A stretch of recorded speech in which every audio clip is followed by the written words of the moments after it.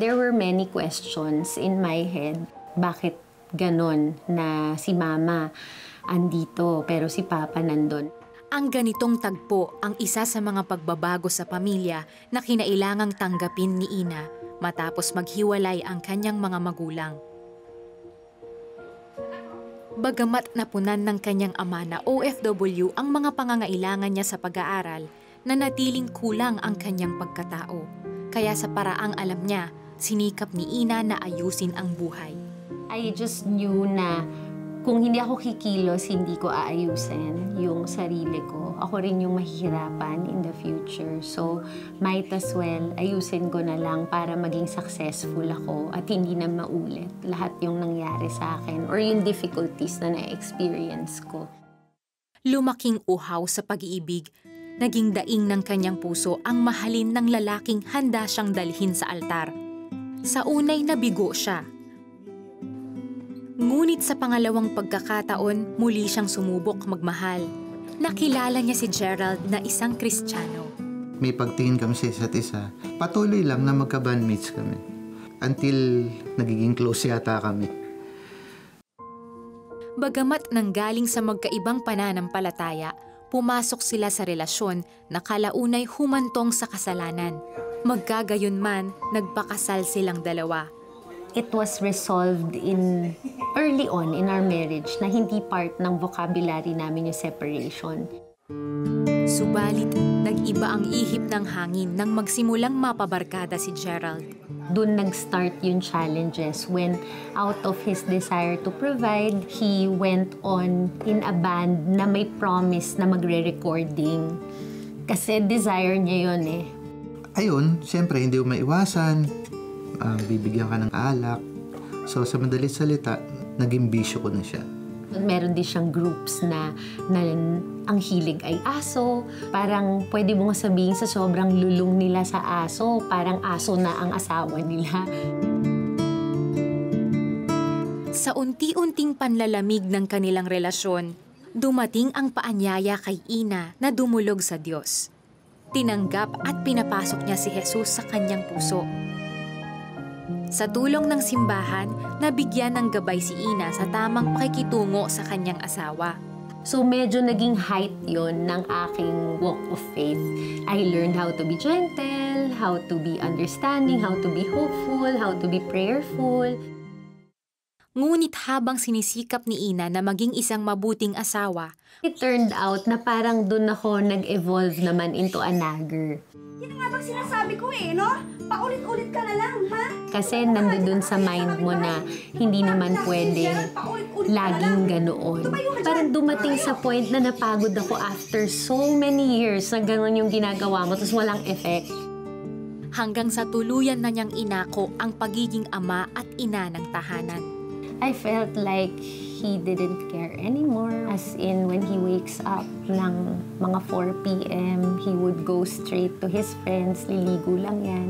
He doesn't care kung may kakainin. Lahat ako yung iintindi. Dahil walang ibang aasahan kundi ang sarili, napilitang maghanap buhay si Ina sa isang marketing consultancy company. Lalong nadiin at lalong napasama yung effect sa kanya. Kasi I was earning na eh. Siya lalong wala. At worst scenario for him was to ask money from me. Talagang yung sa masculinity side, na-feel ko yon na na-emasculate ako dahil ako yung iniiwan niya sa bahay. Bagamat may kakayahan ang Diyos na baguhin ang kanilang sitwasyon, kinailangan munang ayusin ng Panginoon ang kanilang mga puso.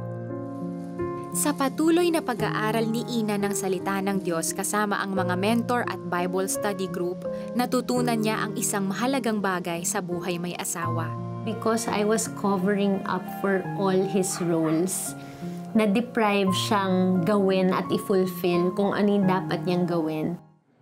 Isang araw, ipinadala si Ina sa Amerika ng kanyang employer para sa isang work assignment sa loob ng 10 araw. The truth is, God knows the desires of our hearts. But doing things on our own without praying for God's wisdom and direction may lead to distraction and frustration. Parang ganyan ang nangyari kay Ina. May babala nga ang Bible tungkol dyan. Ang sabi doon, may daang matuwid sa tingin ng tao, ngunit kamatayan ang dulo nito.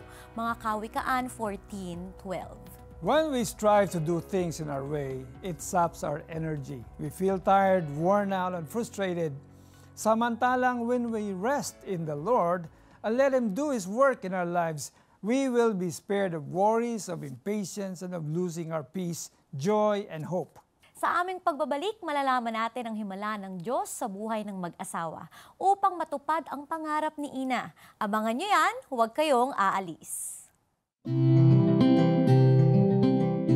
Hello and welcome to the 700 Club Asia. It's designed to bring the whole range of CBN ministries to Asia. So Lord God, I ask for your healing for all who are watching right now. Even the replays of this will be so powerful.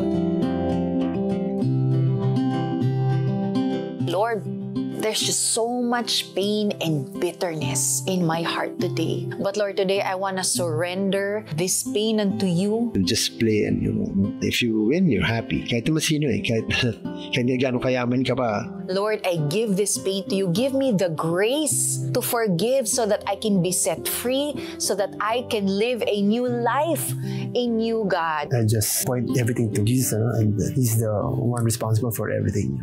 Join us on our mission to bring miracles into people's homes, one prayer and story at a time. Partner with us. Ang pansamantala niyang paglisan ang nagbigay ng pagkakataon kay Gerald na magampanan ang mga responsibilidad bilang ama. Mas bumaba ng konti yung vices. Yun yung nagko-call center na nga siya, 2 years yun. Pagbalik ko parang may himala. And what the pastor advised me was to seek forgiveness. Sabi niya, yun ang magpapalambot ng puso, yung humility mo. So I asked apologies from him. And then ask him na, sige, ikaw na muna. Kung ano yung kaya mong gawin, I'll do with it. Sa kagustuhang matupad ang pangarap na maging recording artist, binitiwan ni Gerald ang pagiging call center agent upang ipagpatuloy ang paggawa ng kanta. Subalit, tuluyan na nitong inagaw ang natitirang sigla sa relasyon nilang mag-asawa. Nung nagkaroon na ako ng third child, parang mas lumala yung pamamaraan niya, yung lifestyle niya, na uuwi siya ng laseng ng mga 5 a.m. hanggang 7 a.m. Gayunpaman, I was seeing a vision na one day, my marriage will be a testimony. And I was seeing a vision of a tunnel na ang dilim-dilim na kung hindi ka uurong, hindi ka mag-move, hindi ka lalakad, hindi mo mararating yung dulo. Na yung dulo may light. So yun yung nakikita ko palagi pag pasukong-pasuko na ako. Hanggang sa isang pangyayari ang gigising sa kanya mula sa likong pamumuhay. Itong closest friend ko, talagang lasing na kami pare-parehas eh. Yung girlfriend niya, may ginawa siya na hindi ka nais-nais na kami magkasama. Hinawakan niya ako! Bumaba ka dyan! Hindi ko alam yun. Siguro sobrang lango sa alak and all. Bigla na lang nangyari na binubugbog na ako nitong close friend ko. Pag uwi ko, nag-pray lang ako kay God. Nagrepent talaga ako. Sabi ko, grabe yung ginawa mo Lord sa akin. Na para akong yung prodigal son.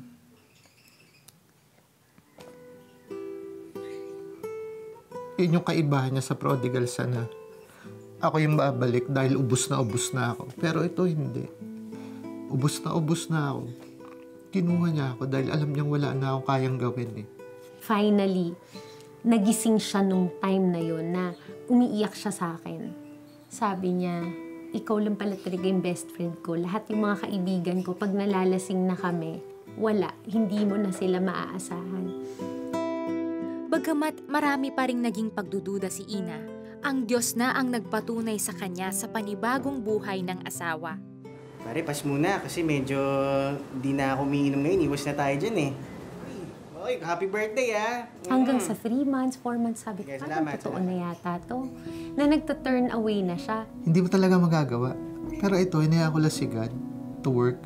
Ang ginawa ko lang talaga is devotion, pray, devotion, and pray. Hanggang sa nag-sign in na ulit siya sa ministry. Lord, eto na yata talaga yon na mukhang he's going back sa arms mo. Sabay silang lumakad sa tamang landas at unti-unting naisaayos ang kanilang relasyon. Naging magkatuwang pa sila sa pagsisimula ng negosyo. Isang tao ang ginamit ng Panginoon na instrumento upang pagpalain sila ng isang sound system rental business. Naibalik ang kumpiyansa ni Gerald at patuloy na nalasap ang kabutihan ng Diyos.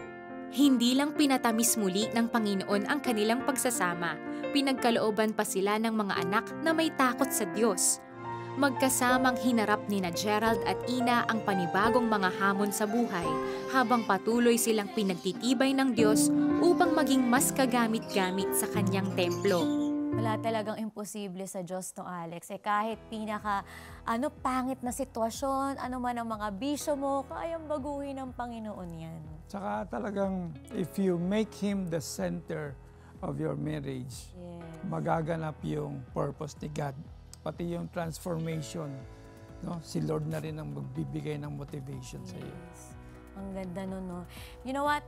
If we do not want our lives to become a mess, we must submit to God's authority and we must always walk in His way instead of choosing our own way of living. Ang sabi nga ng Bible, kay Yahweh ka magtiwala, buong puso at lubusan. At huwag kang mananangan sa sariling karunungan. Sa lahat ng iyong gawain, siya nga'y alalahanin upang ika'y patnubayan sa iyong tatahakin. Mga Kawikaan, chapter 3, verse 5 to 6. Upang ganap tayong magtiwala sa Panginoon, mahalagang may relasyon tayo sa Kanya. Tanggapin natin siya sa ating buhay bilang ating Panginoon na tagapagligtas. Kung gusto niyong gawin yan, sumunod lamang kayo sa maikling panalangin ito. Ama naming nasa langit, salamat po, Panginoon, sapagkat tunay nga, O Diyos, pinapakita mo sa amin, Panginoon, na Ikaw, Panginoon, ang sentro ng aming buhay. Na kung kami lamang, Panginoon, ang masusunod, gusto man namin, intensyon man namin na gawin, Panginoon, ang tama at mabuti ay hindi namin ito nagagampanan. Bagkos, Panginoon, nariyan na kami nauhulog sa tukso, O Lord. Kami po'y nag-i-struggle sapagkat ang gusto ninyo ay tunay na pagtitiwala at pagdepende sa inyo. Kaya naman, Panginoon, na-realize ko, without you, we are nothing. So Lord, right now we invite you to come into our hearts. Lord, be our Lord and Savior from now on. In Jesus' name I pray. Amen and amen. And someone who's watching right now na ikaw din, umaamin ka ngayon na talagang lulun ka sa bisyo, gusto mong makalaya sa addiction na yan. Today, the Lord is telling you, I am healing you from any addiction in the name of Jesus. Yung addiction na yan sa yosi, sa drugs, sige, ibigay mo sa Panginoon ngayon yan. Be willing to give it all to the Lord dahil kaya kang palayain ng Panginoon. Also, someone who's watching right now na matagal ka nang nananalangin na magkaroon ng anak. You've been struggling kasama ang iyong asawa and talagang tinry ninyo ang lahat pero parang hindi pa rin sapat. And the Lord is rescuing you right now from that situation. Niyayakap ka ng Panginoon at sinasabi niya, anak, hinihil kita ngayon sa pangalan ni Jesus. Receive your healing in Jesus' name. Amen and amen. Sumabay ka ba sa panalangin upang tanggapin si Jesus? Narito ang CBN Asia Prayer Center para sa iyo 24/7 upang tulungan kang magsimula ng panibagong buhay na punong-puno ng pag-asa, kapayapaan at tagumpay. Just text YES, your name and location o mag-chat sa The 700 Club Asia Facebook Messenger. We are back on the 700 Club Asia at kasama natin sa studio ang mag-asawang Ina and Gerald. Welcome to the show. Hello, Ina and Gerald. Welcome po. It's our privilege to be here. Excited po kami marinig ang story ninyo. Pero paano ba kayo nagkakilala? Siyempre, masasabi nyo bang kayo ay talagang nilaan ng Panginoon para sa isa't isa? Ang hirap sagutin ang tanong na yan. Hindi ko pa po siguro alam yung ibig sabihin ng nilaan ng Panginoon nung panahon na yon dahil hindi ko pa po kilala si Lord nung time na yon. Pero to answer po your question, paano kami nagkakilala? Dahil sa isang pustahan na ginawa niya, na sinabi niya. So parehas po kaming nasa banda. And noong time po na yon, magko-cover po kami sa isang artist for the opening of a certain resto bar. And it so happened na yung kakantahin ko po, pero sobrang doubtful po akong kantahin kasi kanta ni Jaya. Hindi po ganon yung boses ko. So sa kanya po, bilang kaibigan ko na po siya, I was telling him, sabi ko, hindi ko talaga makakanta. Sabi niya, ganito na lang. Kapag ka nakanta mo ng maganda, kikis kita. Pagka hindi mo nakanta, kikis mo ko. So, ayun na po. Pagbaba ko na stage, kinis niya ako. Parang set up Gerald, umaming ka na. Medyo lugi po talaga yung choices. Beso-beso lang naman po. Okay, so, paano na ngayon na naging takbo ng buhay nyo when God restored your marriage? Sa tingin ko po, ang challenges talaga ay depende na kung paano po kasi yung pananaw natin doon sa challenge na yun. Kasi simula po nung from that time, which was 5 years ago, na talagang nag-turn around ang buhay namin mag-asawa, I can say na hindi po siya naging madali. Hindi po talaga. Wala naman po yatang absence ng problema o challenge sa isang relasyon.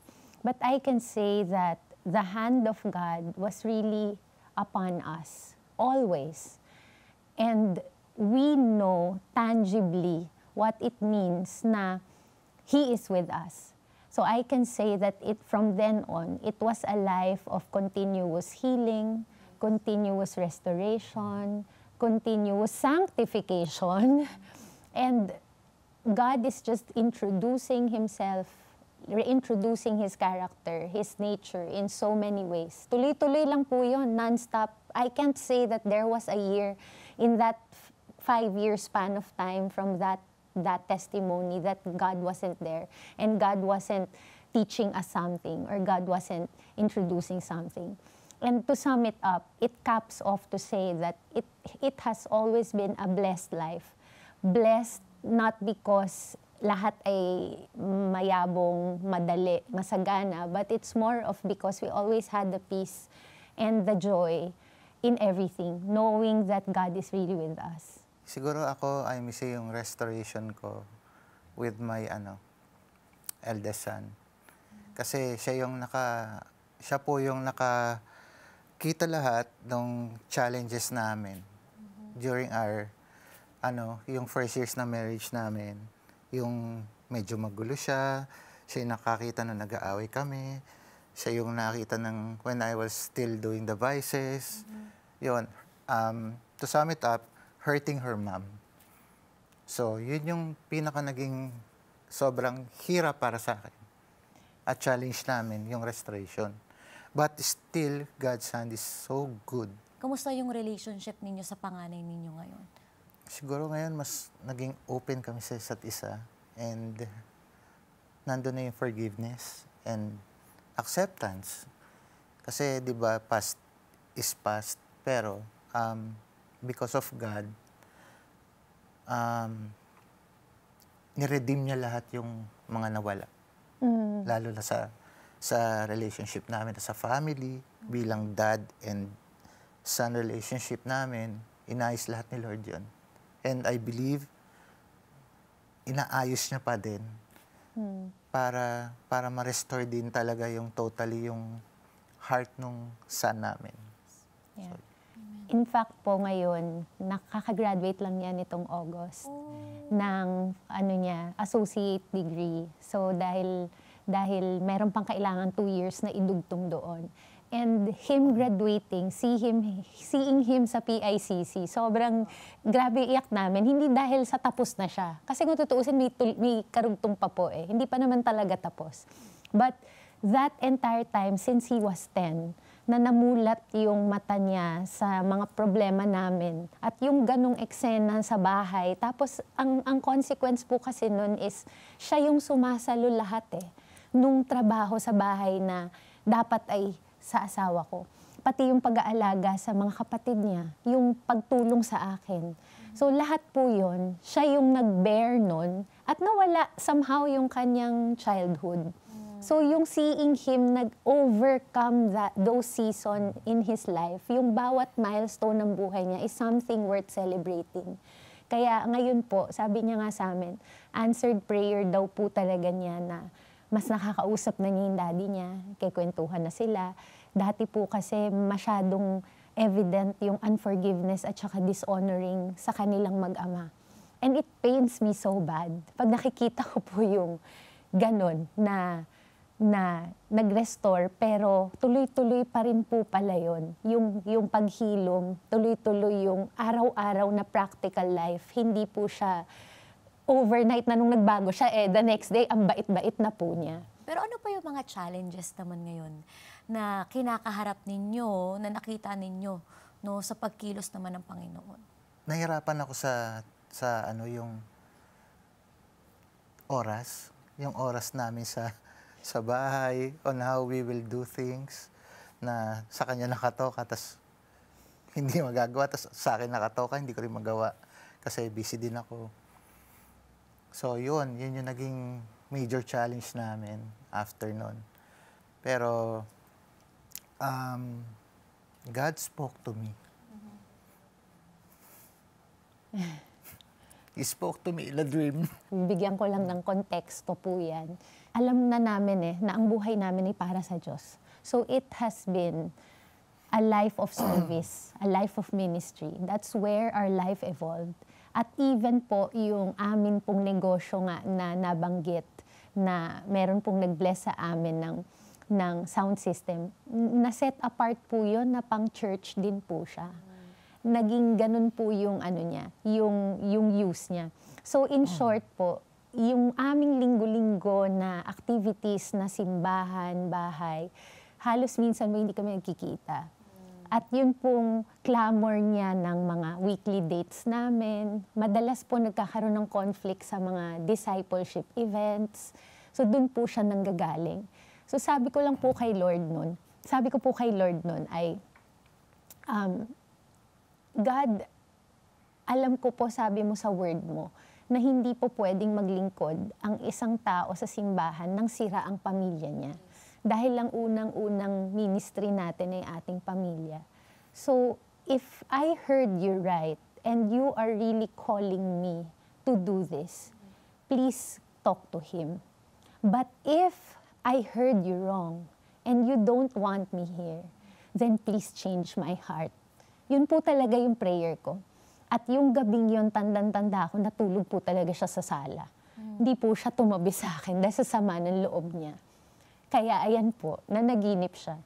Tsaka hindi po na... Lord, yung panalangin mo. At hindi lang po na naginip, 3 seconds pong hinold daw ni Lord ang oxygen. Hindi siya talaga nakahinga. Dinadaan ko sa tawa, pero napaka-importante pong turn around nung moment na yun. So, hinawakan niya yung heart ko. It was so painful. Pinarealize siya sa akin that isang ganun lang, I can take it away. At isang ganun lang din, I could bless you with something.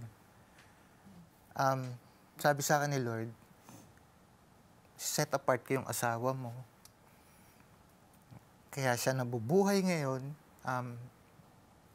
Gusto din ng heart niya i-live out yung the rest of her life para sa akin.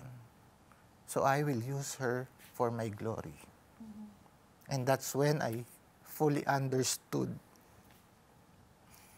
kung ano talaga yung gusto ni Lord gawin sa life namin. Ako siya po time ang challenge niya. Ako naman po yung talagang pagkakasakit ko po. Dahil actually there's so much about that sickness. Yun nga pong tinatawag nilang Pott's disease. So, Pott's disease is a tuberculosis of the spine. So, yun po yung pwedeng kumalat ang nana sa iyong muscles, which ganun po yung nangyari sa akin. So I had that operation in 2018 and it recurred this 2022. So doon din po nanggagaling yung hinaing niya sa pagbabalik ko sa ministry. Kasi hindi ka pa okay eh. Hindi pa okay yung condition mo. Inalis ka nga ni Lord sa pagtatrabaho para magnegosyo tayo tapos pinapagod mo yung sarili mo. Doon siya nanggagaling. And true enough, hindi naman po kasi ako nabigyan ng anything para gamutin siya. Basta po, every time magkakanana, ooperahan po ako. So, ayaw na niya. Sabi niya, ayoko na. Pag naoperahan ka pa ulit, ayoko na. And it takes 1 to 2 months nang ako ay nasa ospital. Kaya para pong, yun po yung pinanggagalingan niya na sana hindi na maulit yung pagkakasakit mo. So, yan po ang isa sa talagang greatest challenge namin within that 5 years, yung akin pong health condition. Pero magaling ka na ngayon. I can say, a straight answer to that question is, I can say that it's already but not yet. Because when I was in the hospital, I was really battling with God regarding my faith. Para po akong nag-roller coaster na faith, fear, worry. Para pong sabi ko, Lord, kala ko okay na tayo eh. Kala ko close na tayo, Lord sa lahat ng pinagdaanan namin. Pero nung po palang pangalawang beses ka nang mauoperahan, sabi ko lang sa kanya, Lord, if this is for your glory, then so be it.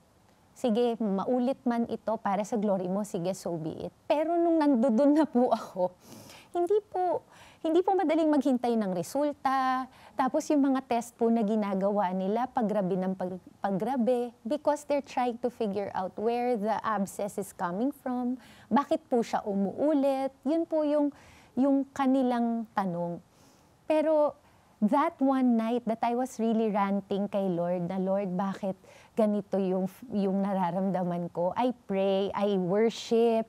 Sabi po ni Lord sa akin, you are a worshiper. Just worship. Wow. So kumakanta lang po ako, hinihipo ko yung lugar kung saan po ako merong nana. Nag-worship lang po ako doon. And that evening, I dreamt. So ang panaginip ko po is, binasa ng doktor ang MRI result ko at straight na yung spine ko. Amen. So yun po ang pinanghahawakan ko. Amen. Na I know complete healing is about to come. It shall come, but in His time and in His terms.